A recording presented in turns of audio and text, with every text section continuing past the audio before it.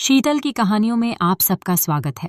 आज रामकिशन जी सुबह उठे तो देखा बेटा बहू अपने बच्चों संग कहीं जाने को तैयार खड़े थे। रामकिशन जी के बाहर आते ही उनका बेटा बोला, पिताजी, हम लोग 2 दिन के लिए बाहर जा रहे हैं, कल रात तक घर लौटेंगे, इसलिए आपकी बहू ने आपका कल तक का खाना बनाकर रख दिया है। आप गर्म करके खा लेना और घर का ख्याल रखना। तभी रामकिशन जी ने कहा, बेटा, तुम लोग मुझे हमेशा छोड़कर चले जाते हो। एक दिन के लिए तो मैं जैसे तैसे गुजारा कर लेता हूं, लेकिन 2 दिन काटने तो मेरे लिए बहुत मुश्किल हो जाएंगे। यहां ना तो अकेले मेरा दिल लगता है और ना ही मैं बासी खाना खा पाता हूं। अगर तुम्हें घूमने जाना है तो फिर मुझे भी साथ ही ले चलो। तभी व्यंग्य भरे शब्दों में उनकी बहू बोली, अरे पिताजी, आपसे तो चला भी नहीं जाता, फिर भी आपको घूमने का शौक चढ़ा है, और रही बात खाने की, तो इतना तो एडजस्ट आपको करना ही पड़ेगा। आखिर हमारी भी अपनी लाइफ है। तभी उनका बेटा अमित बोला, हाँ पिताजी, हम लोग आपके साथ परेशान होना नहीं चाहते, और वैसे भी घर की देखभाल करने के लिए भी तो कोई चाहिए, इसलिए आप यही घर पर ही रहो।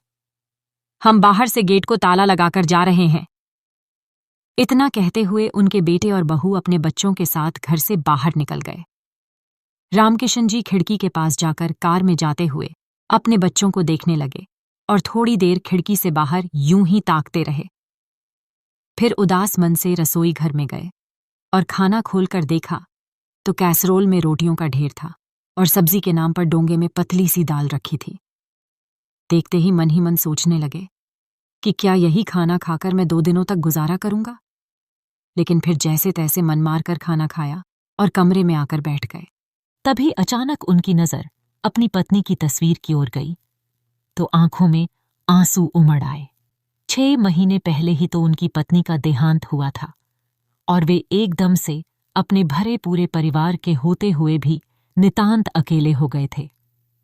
तब से लेकर आज तक हर सप्ताह बासी खाना ही उनके नसीब में लिख दिया गया था। दिन भर अकेले बैठे बैठे उनका दिल नहीं लगता था, लेकिन बात करने वाला भी कोई नहीं होता था। थोड़ी देर टीवी देख लेते, लेकिन टीवी भी भला कितनी देर देखते। सोचा अपने दोस्त से ही फोन पर बात कर लूं, परंतु फोन लगाया तो फोन भी नहीं मिल रहा था। अब तो अकेला घर उन्हें काटने को दौड़ने लगा। थोड़ी देर छत पर जाकर टहल आता हूं, यह सोचकर वे सीढ़ियां चढ़ने लगे, लेकिन देखा कि छत के दरवाजे पर भी ताला लगा था। आखिरकार वापस अपने कमरे में आकर बिस्तर पर लेट गए और सोचने लगे, क्या क्या सपने संजोए थे मैंने कि रिटायरमेंट के बाद अपनी पत्नी के साथ सारी दुनिया घूम लूंगा, सारी जिम्मेवारियां खत्म हो जाएंगी तो जिंदगी आनंद से जीऊंगा। लेकिन क्या से क्या हो गया, अब तो अपनी यह जिंदगी भी मुझे बोझ लगने लगी है। घुटन होती है इस घर में रहकर। केवल एक चौकीदार बनाकर ही तो रह गया हूं मैं, और आलम तो यह है कि बाहर जाकर किसी से बात तक नहीं कर सकता। न जाने क्यों किसी दोस्त का फोन भी नहीं लगता। बैठे बैठे अपनी जिंदगी को कोस ही रहे थे कि तभी उनका मोबाइल बज उठा। फोन उठाया तो दूसरी ओर से आवाज आई, अरे रामकिशन, यार तू तो जैसे हमें भूल ही गया है। कभी अपने दोस्तों की याद नहीं आती क्या? हमने तुझे ना जाने कितने फोन किए, लेकिन तेरा फोन तो कभी लगता ही नहीं। हाँ यार, ऐसा ही कुछ मेरे साथ भी है। मैं भी कब से तुम्हें फोन लगाने की कोशिश कर रहा था, लेकिन न जाने फोन को क्या हुआ है, किसी से बात ही नहीं हो पाती। लेकिन फोन तो चालू है, रामकिशन जी बोले।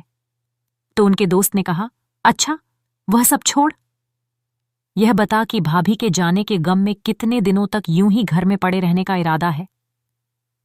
दोस्त की इस बात पर रामकिशन जी की आंखों में फिर से नमी तैरने लगी।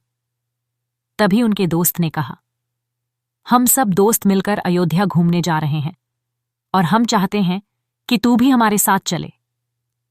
पिछली बार भी तुमने मना कर दिया था, लेकिन इस बार तुम भी हमारे साथ चलोगे। दोस्त की यह बात सुनकर रामकिशन जी हैरान रह गए। नहीं यार, मैं तो कहीं जाने से मना नहीं किया। तू कब की बात कर रहा है? अरे, जब पिछली बार हम तिरुपति गए थे तब मैंने तुझे फोन लगाया था, लेकिन तेरा फोन तो लगा नहीं।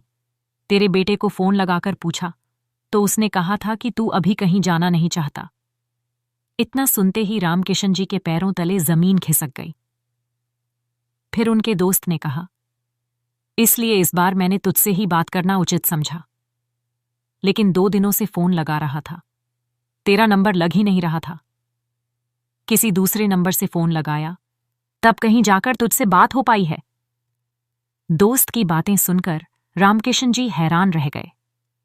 तभी दूसरी ओर से आवाज आई, अरे क्या हुआ रामकिशन, कहाँ खो गए?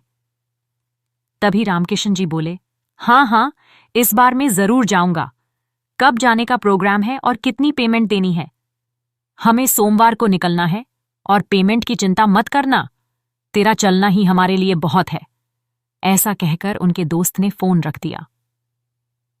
फोन रखते ही रामकिशन जी ने अपना मोबाइल चेक किया तो देखा कि उनके बहुत से दोस्तों के नंबर ब्लैक लिस्ट में डाले हुए थे, ताकि फोन पर उनकी किसी से बात ना हो पाए।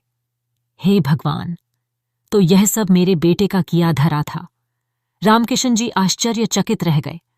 उन्होंने अपने सारे दोस्तों के नंबर अनब्लॉक किए। अगले दिन उन्होंने अयोध्या जाने के लिए अपने कपड़े बैग में पैक कर लिए और जरूरत का सारा सामान रख लिया। रविवार की रात को बेटा बहू घर पहुंच गए, लेकिन किसी ने अपने पिता के कमरे में जाने की भी जहमत नहीं उठाई। अगले दिन सुबह सुबह ही रामकिशन जी नहा धोकर तैयार हो गए और अपना बैग उठाकर कमरे से बाहर ले आए। अरे पिताजी, कहाँ चली आपकी सवारी? उनकी बहू ने पूछा तो बेटा भी उसी समय बोला, हाँ पिताजी, ये बैग लेकर आप कहाँ जा रहे हो? मैं अपने दोस्तों के साथ तीर्थ यात्रा पर जा रहा हूं। इतना सुनते ही उनकी बहू बोली, आप हमसे बिना पूछे अपना जाने का प्रोग्राम कैसे बना सकते हैं? पूछना तो दूर, आपने तो बताना भी जरूरी नहीं समझा। आप जानते हैं कि इस हफ्ते बच्चों की परीक्षा शुरू हो रही है और मेरे चाचा जी के बेटे की शादी भी है। हम दोनों को तो मेरे मायके जाना है। आप चले जाएंगे तो बच्चों और घर की रखवाली कौन करेगा? सोचिए तो सही। तभी बेटा बोला, पिताजी इस उम्र में कहीं गिर गए तो लेने के देने पड़ जाएंगे, और वैसे भी आपको देने के लिए मेरे पास पैसे नहीं हैं। चुपचाप अपना बैग वापस रखिए और अपने कमरे में बैठ जाइए। शाबाश बेटा, क्या आर्डर चलाते हो अपने पिता पर। मुझे तुमसे इसी बात की उम्मीद थी। तुम्हारी मां क्या गई, मुझे तो तुम लोगों ने चौकीदार समझ लिया। 2 वक्त के खाने के बदले में तुमने तो मुझे मेरी आजादी ही छीन ली। मेरे दोस्तों के नंबर भी तुमने ब्लैक लिस्ट में डाल दिए। इतना सुनते ही उनका बेटा बोला, वह पिताजी, मैं तो बस यही चाहता था कि आपको कोई बार बार फोन करके कोई परेशान ना करें।